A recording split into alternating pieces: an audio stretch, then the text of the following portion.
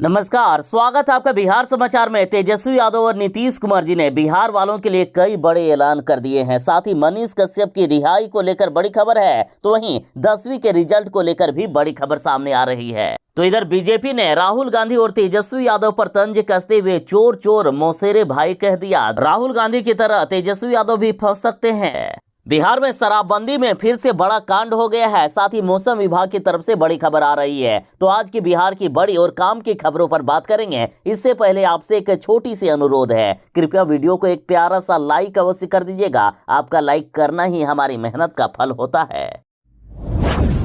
वाह रे नीतीश कुमार जी और वाह रे आपकी शराबबंदी। देखिए, बिहार में मुख्यमंत्री नीतीश कुमार जी ने शराबबंदी लागू किए हैं, इसलिए एक शराबी को शराब नहीं मिला तो उन्होंने मुख्यमंत्री नीतीश कुमार के आवास को बम से उड़ा देने की धमकी दे डाली। मतलब गजब। देखिए जरा खबर। गिरफ्तार युवक ने बताया कि होली के मौके पर वह गुजरात से बिहार स्थित अपने गांव आया था। यहां उसे पीने के लिए शराब नहीं मिली तो उसने गुस्से में आकर सीएम नीतीश कुमार को जान से मारने की धमकी दे डाली। वैशाली जिले के लालगंज का रहने वाला अंकित गुजरात के सूरत में काम करता है। वह प्रतिदिन शराब का सेवन करता है। होली में जब वह अपने गांव पहुंचा तो उसे शराब पीने के लिए नहीं मिली। युवक ने पुलिस को बताया कि गुजरात जाने के बाद उसने वहां जमकर शराब पी और गूगल से एक न्यूज चैनल का फोन नंबर निकाला जिसके जरिए धमकी दी गई। फिलहाल बिहार के मुख्यमंत्री नीतीश कुमार के आवास को बम से उड़ाने की धमकी देने वाले युवक को रिहा कर दिया गया है।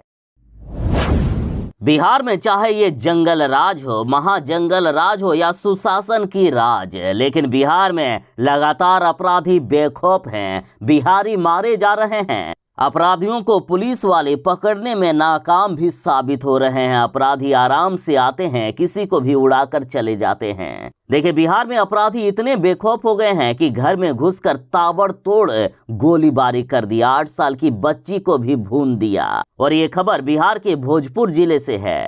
तो वहीं समस्तीपुर से खबर आ रही है कि पति संग बाइक से जा रही प्रेग्नेंट पत्नी को बदमाशों ने गोली मार दी। तो इधर पटना के मसौड़ी से खबर है कि 2 गुटों के बीच मारपीट में फायरिंग और पत्थरबाजी हुई। आरोपी को अरेस्ट करने जब पुलिस की टीम पहुंची तो रात भर पुलिस वालों को दौड़ाया गया।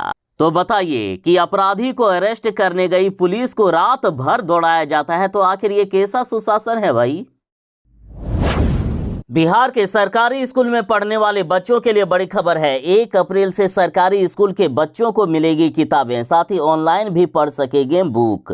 अब बिहार के सरकारी स्कूलों की कक्षा 1 से लेकर 12वीं तक की किताबों पर QR कोड रहेगा। इसे स्कैन कर स्टूडेंट ऑनलाइन किसी भी चैप्टर को पढ़ सकते हैं। QR कोड को पहले और दूसरे पन्ने पर डाला गया है। नए सत्र में ये किताबें बच्चों को मिल जाएगी। सरकारी स्कूलों में पढ़ने वाले बच्चों को मिलने वाली किताबों की छपाई कर ली गई है और इस बार 1 अप्रैल से सभी प्राथमिक और माध्यमिक स्कूलों में किताबों का वितरण शुरू हो जाएगा।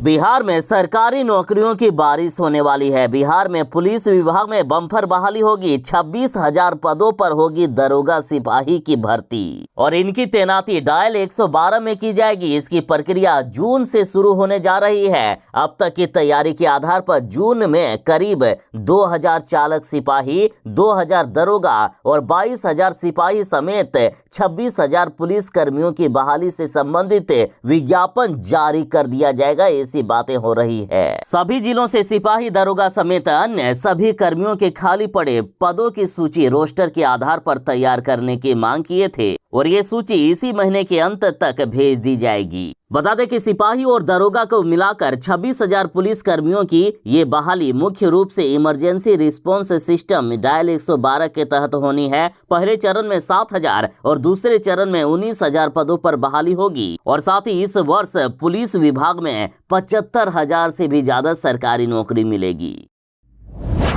मनीष कश्यप को बेल नहीं मिल रहा है। मनीष कश्यप को लंबी अवधि के लिए सजा सुनाई जा सकती है। मनीष कश्यप को अधिकतम 5 से 7 सालों की सजा हो सकती है। तो इधर ट्वीट करते हुए Manish Kashyap son of Bihar Twitter handle ने कहा कि लालू यादव चारा घोटाला करके जेल से बेल पर हो सकते हैं। राहुल गांधी का पूरा परिवार बेल पर हो सकता है। शाहरुख खान की बेटी आर्यन खान, बॉलीवुड माफिया सलमान खान बेल पर बाहर हो सकते हैं, लेकिन मनीष कश्यप नहीं। क्या इतना बड़ा अपराध है?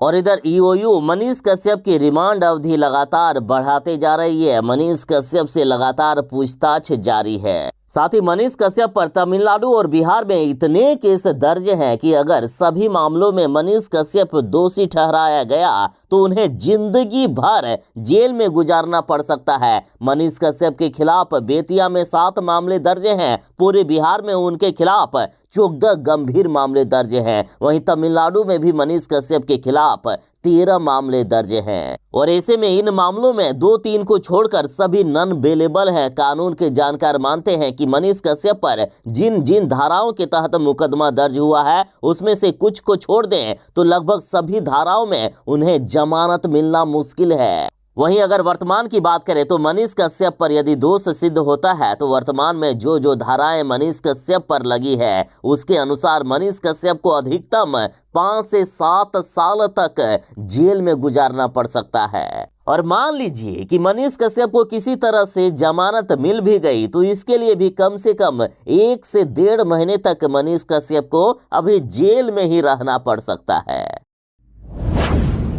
लालू यादव पर आरोप है कि लालू यादव जब रेल मंत्री बने तो उन्होंने रेलवे में जमीन के बदले नौकरी देने का काम किया। भले ही कोर्ट के द्वारा लालू यादव, राबड़ी देवी समेत 14 को जमानत मिल गई है, लेकिन सीबीआई ने तेजस्वी यादव से पूछताछ किए। कानून के जानकार बता रहे हैं कि भले ही लालू यादव इसमें बच निकले, लेकिन तेजस्वी यादव इसमें बुरी तरह से फंस सकते हैं। देखिए, जमीन के बदले नौकरी घोटाले मामले में सीबीआई की टीम ने तेजस्वी यादव से पूछताछ की है। सीबीआई के पास जो तथ्य है उसमें नौकरी के नाम पर ली गई जमीन के कागजात और नई दिल्ली में के फ्रेंड्स कॉलोनी में स्थित 4 मंजिला मकान है और इसी मकान में एके इंफोसिस प्राइवेट लिमिटेड का रजिस्टर्ड कार्यालय है। लंबे समय तक तेजस्वी यादव इस कंपनी के निदेशक रहे हैं। सीबीआई इसी को आधार बनाकर तेजस्वी यादव से पूछताछ किए।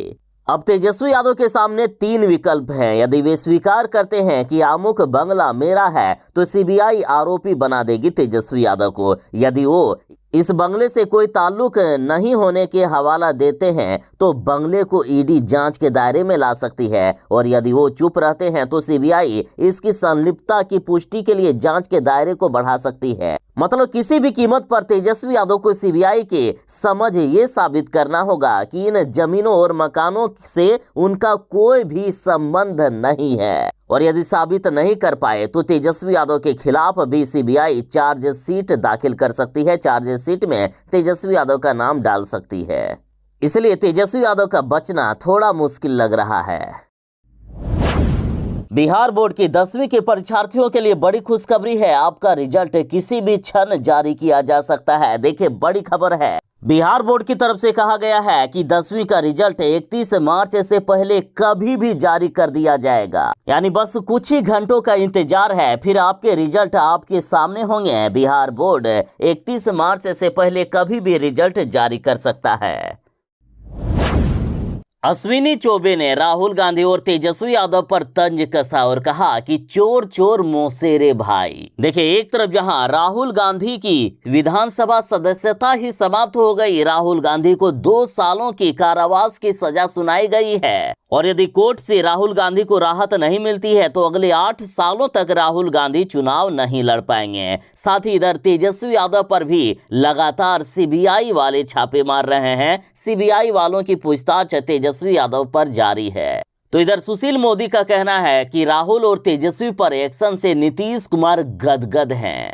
इस पल का आनंद ले रहे हैं मुख्यमंत्री नीतीश कुमार। राहुल गांधी पर एक्शन से अब उनके पीएम बनने वाले मिशन को उम्मीद दिख रही है और उधर तेजस्वी पर केंद्रीय एजेंसियों के एक्शन से नीतीश पर दबाव भी कम हुआ है। पहले नीतीश कुमार को हटाकर तेजस्वी यादव को मुख्यमंत्री बनाने की बातें हो रही थी, लेकिन जब से तेजस्वी यादव पर सीबीआई ने शिकंजा कसा है तब से नीतीश कुमार को मुख्यमंत्री की कुर्सी से हटाने की बात ही नहीं होती है। इसलिए नीतीश कुमार गदगद हैं। ये बात अलग है कि दिखाने के लिए वे अलग तरह के बयान देते हैं। राहुल गांधी ने मोदी सरनेम को लेकर विवादित बयान दिया। राहुल गांधी बोले कि हर एक मोदी चोर क्यों होता है। तो राहुल गांधी को इस मामले में कोर्ट ने 2 साल की सजा सुना दी है। साथ ही राहुल गांधी की लोकसभा सदस्यता समाप्त हो गई है। यदि राहुल गांधी को सजा हुई तो राहुल गांधी अभी 8 सालों तक चुनाव नहीं लड़ पाएंगे। राहुल गांधी कह रहे हैं कि मैं जेल जाने से नहीं डरता, मैं किसी चीज से नहीं डरता हूं। आप मुझे जेल में डालकर नहीं डरा सकते। ये मेरा इतिहास नहीं है, मैं हिंदुस्तान के लिए लड़ता रहूंगा। राहुल गांधी ने जिस तरह से भारत जोड़ो यात्रा की तो बातें हो रही थी कि राहुल गांधी प्रधानमंत्री भी बन सकते हैं, लेकिन बेचारे राहुल गांधी जिनकी राजनीतिक करियर शुरू होने से पहले ही खत्म हो गई, 2024 में वे चुनाव तक नहीं लड़ पाएंगे। 2024 क्या, अभी 8 सालों तक अब राहुल गांधी कोई भी चुनाव नहीं लड़ पाएंगे। देखिए, चुनावी कानूनों के विशेषज्ञ ने बताया कि जब तक हायर कोर्ट राहुल गांधी को दोष सिद्धि पर रोक नहीं लगा देता है, तब तक वे 8 वर्षों तक लोकसभा या विधानसभा का चुनाव लड़ने के लिए अयोग्य रहेंगे। क्योंकि कानून निर्धारित है कि यदि किसी को 2 वर्षों या उससे ज्यादा की सजा हो जाती है तो 2 वर्ष सजा काटने के बाद जब वे जेल से बाहर आते हैं तो अगले 6 वर्ष तक वे कोई भी चुनाव नहीं लड़ पाते हैं। टीईटी शिक्षक संघ ने विभाग को पत्र लिखकर आरोप लगाया और कहा कि आकस्मिक अवकाश देने में प्रभारी करते हैं आनाकानी। देखिए, टीईटी शिक्षक संघ ने शिक्षा विभाग को पत्र लिखकर बड़ा आरोप लगाया है। उनका कहना है कि प्रभारी विशेष आकस्मिक अवकाश देने में आनाकानी करते हैं, साथ ही मातृत्व अवकाश में भी वेतन को बंद कर दिया जाता है। और ये समस्या किसी एक जिले की नहीं, लगभग सभी जिलों की है। आमतौर पर प्रेगनेंसी के दौरान महिला शिक्षकों को केवल विद्यालय प्रभारी ही नहीं बल्कि प्रखंड और जिला शिक्षा पदाधिकारी भी आकस्मिक अवकाश देने में आनाकानी करते हैं। इन अधिकारियों का कहना है कि ये अवकाश केवल महामारी के दौरान ही दिया जाएगा, जबकि सामान्य प्रशासन या शिक्षा विभाग के दिशा निर्देश में ऐसा कुछ भी वर्णित नहीं है।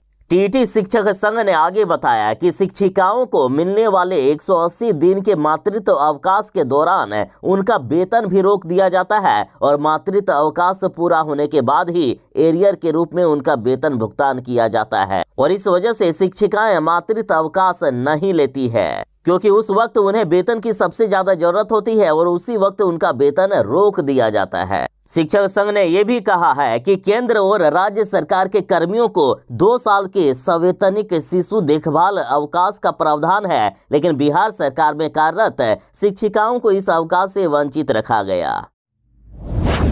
मौसम विभाग की तरफ से बड़ी खबर आ रही है कि आज बिहार में फिर से बारिश हो सकता है। बिहार के कई जिलों में बारिश होने की संभावना जताई गई। और राजधानी पटना की बात करें तो पटना के लिए खास अलर्ट जारी किया गया है। पटना के कई इलाकों में आज बारिश होने की संभावना है। साथ ही मौसम विभाग ने कहा कि अगले 24 घंटों के दौरान बारिश और बिजली गिरने की संभावना है। बिहार के साथ बिहार के 24 जिलों में आज बारिश होने की बात कही गई है। हालांकि हल्की बारिश की संभावना जताई गई है, लेकिन बिहार के 1-2 जिले ऐसे हैं जहां तेज बारिश भी हो सकती है। साथ ही बिजली गिरने की भी संभावना जताई गई है, अतः बिहार वाले जरा सावधान रहें।